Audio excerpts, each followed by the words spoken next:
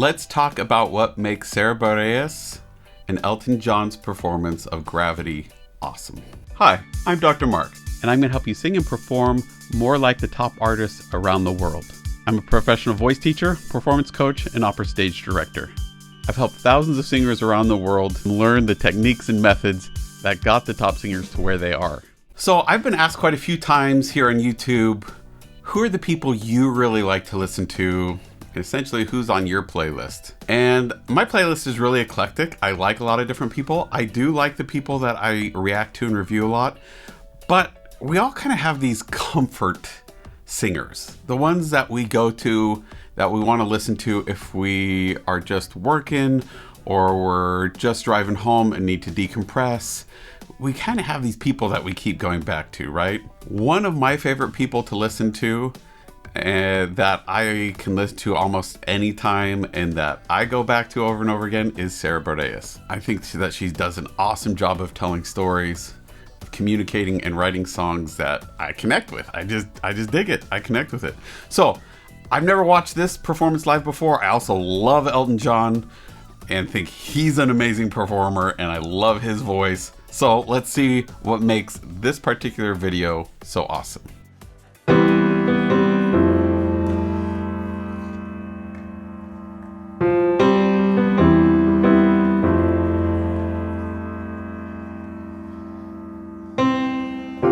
Something always brings me back to you.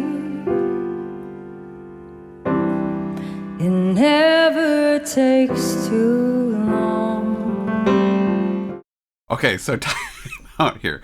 First of all, I'm already getting goosebumps because I love this song to death, and seeing them both on stage together is amazing. I don't know how I haven't discovered this video sooner, but anyways, love it. One of the things that's awesome here is that you'll notice Elton John's on stage. He could just take all the attention for himself and stand there and face the audience and wait for his turn to sing. Not what he's doing. What is he doing? He's actively listening to what she's playing, what she's saying. You can tell because he looks at her and listens, and then he looks away for a moment and then looks back and listens. That's a normal thing that people do when we listen, especially when we're listening carefully, is we look for visual cues, we listen to more things, and we think and process and look back for more. A lot of people struggle with figuring out, what do I do when I'm not the one singing, I'm just there on stage? The best thing you can do is be an active listener. Active listening is what you do when you're really engaged in a conversation and you're reacting to what they're saying and encouraging them to say more, right? You're trying to listen to understand, not just to communicate. And what I love here, and what I see a lot, especially in pianists who are used to having to play with a group or a company for singers or whatever, is that even when they're not at the piano, like here, Elton John's not at the piano, they are exceptional listeners, like really phenomenal listeners. And the best ones, it's almost like they can read people's minds because they are so good at listening. Anyways, there's my little soapbox. Love what I'm seeing and hearing so far. What I love about what Sarah Bareilles is doing when she sings, and again, if you're Sarah Bareilles or however you want to say it, my apologies, I can't get over the double L's wanting to be a Y, so we're going with that, is that it's just so conversational. It's open, the jaw's released, it's relaxed, it's tall, but it's still really speech-like. I think that's an awesome quality. She's giving natural accents. The words mean something to her, right? She means what she's saying here. She's not just trying to sing to be pretty. She's singing to communicate. I think there's a huge difference and a mind shift there that happens when you start singing to communicate instead of to try to sound pretty or to impress someone. And I love both these singers because they are so amazing at doing this. No matter what I say or do, I still feel you here till the moment I'm gone.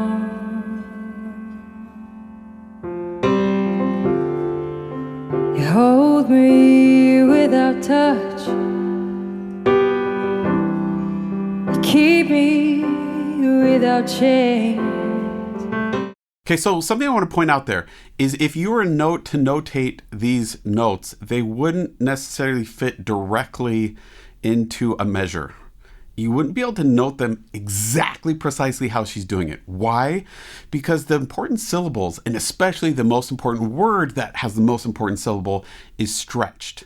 It's a little longer than it would be notated in a piece of sheet music.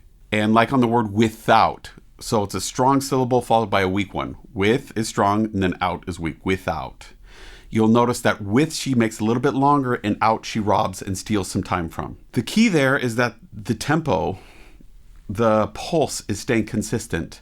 So whatever she steals from one word, she gives that same amount back to another word, or vice versa, however you want to think about it. This is what creates musicality, and it helps it feel like they're just communicating, they're talking, because that's what we do in everyday life.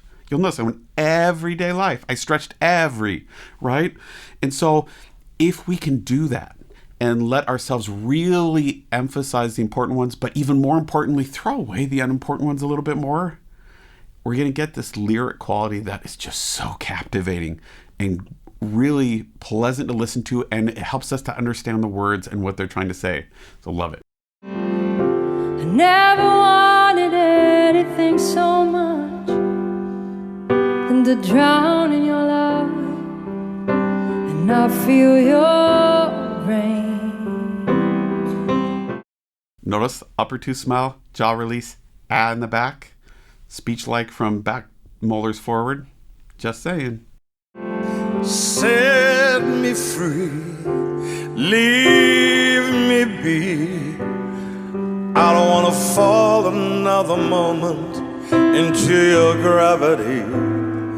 Here I am, and I stand so tall. I'm just the way I'm supposed to be, but you're unto me and all over me. Notice the natural word accents. Is Elton John singing at his best right here? I don't know. I'm not sure he's worried about it. I think he's just worried about trying to communicate. I'll be honest. If I had to choose between a song that sounded technically and perfectly and vocally perfect versus one that was communicative and expressive and helped me understand what they're trying to communicate, I will always choose option 2. Always. You might not. That's fine. But I think you'll find the majority of our audiences, what they're craving most is genuineness, authenticity, and meaning. They're wanting to be communicated with. Music offers an amazing extra bit of information that allows us to understand what someone's communicating on an even deeper level. It communicates its own thing, even if no one's performing and we're just listening to it. It really moves us at a different level. So that they're focusing on its communicative properties rather than trying to make it perfect or even beautiful. Beauty comes from it being genuine and authentic. And I love that. That's what it sounds like to me. And you'll notice that they're following some similar principles of musicality, of accenting words, of giving us variety, of trying to get this jaw to release and to open and to sing on a consistent airflow, all kinds of stuff that they're working on. But really the priority has to be communication. You love me 'cause I'm fragile.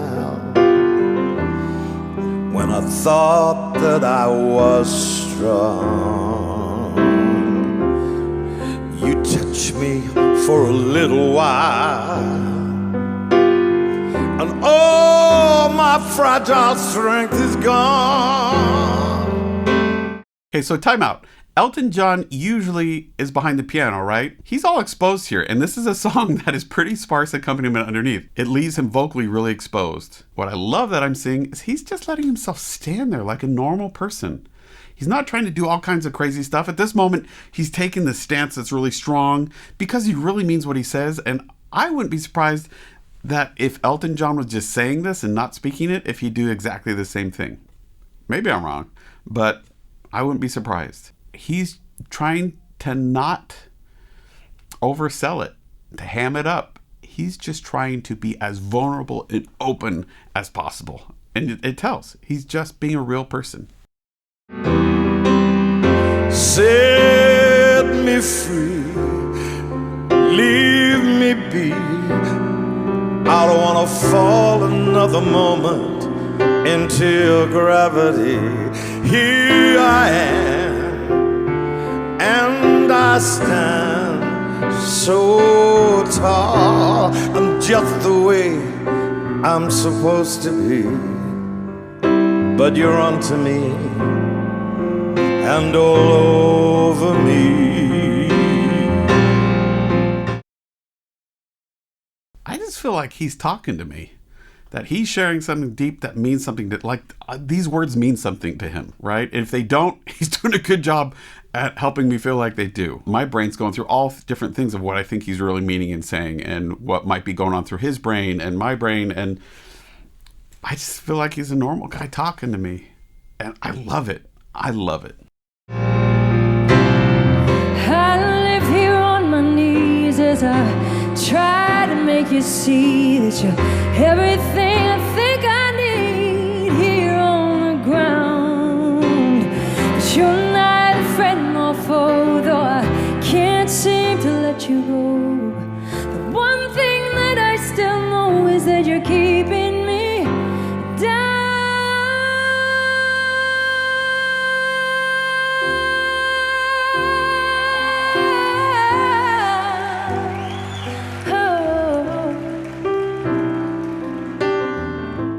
Okay, so one thing I want to point out here, and we see it because she holds this nice long note and it's just gorgeous, that she's singing and it just sounds smooth as butter, right? She has a gorgeous legato line going on in her voice.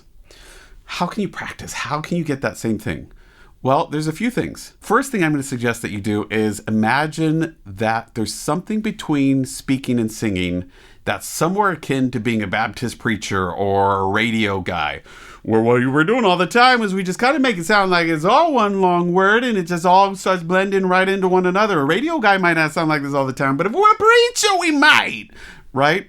So it's almost like we're talking like it's one long word. We're giving consonants their time, but there's no stop in the sound. It's a constant wall of sound that everything is connected to the one following. Other way of thinking about it that you can try is putting vowels, consonant vowels, and then if that syllable ends in some other consonants, tag them to the very beginning of the next note. So if you saw the word printed down, or how we'd think about it is, say the word is schedule. In printed music, we'd see SCHED, and then on the next word, ULE, right? Well, in fact, the way we want to think about it is SCHE, schedule, and the next word, right? Or it depends on who you're reading. But you get the idea. We want to sing on the vowel as long as possible, cram the consonants together, and sing the next vowel as long as possible. Now, there are exceptions to that. And depending on what language we sing, there's kind of different ratios of vowel to consonant. But if you're really wanting to smooth out your lines, starting to think about this way should help you. You're keeping me down, yeah.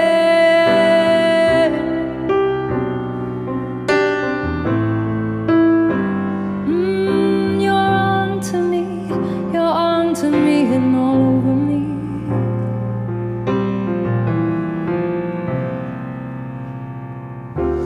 Something always brings me back to you.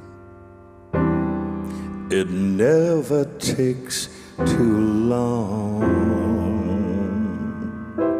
Okay, so you'll notice Elton John's in a tricky position here because his mic's placed downstage of her. So essentially she's behind him.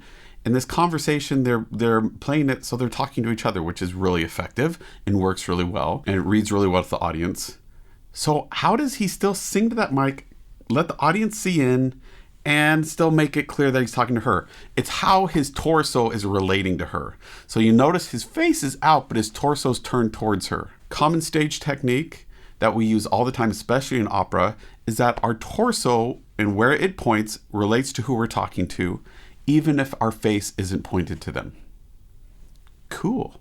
So give it a try. If you're in this position or any other one, is let your face be at a different angle than your torso. So they're always one way or the other. It also is really helpful because it gives us really cool shapes and is much more interesting to look at on stage than if your face and torso are always pointing exactly the same direction. Love it.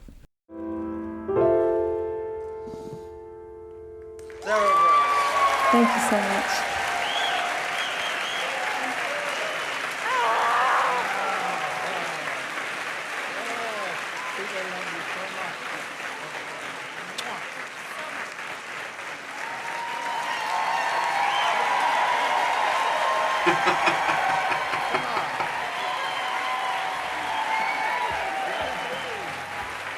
So final thing I want to point out here with their exiting the stage is this. The better you can make the people around you look, you'll notice he stood there, he called her back on, pointed to her, gave her all the attention and the applause, the glory, right, of that moment, and applauded her and lauded her and talked about what a great song it was at the beginning.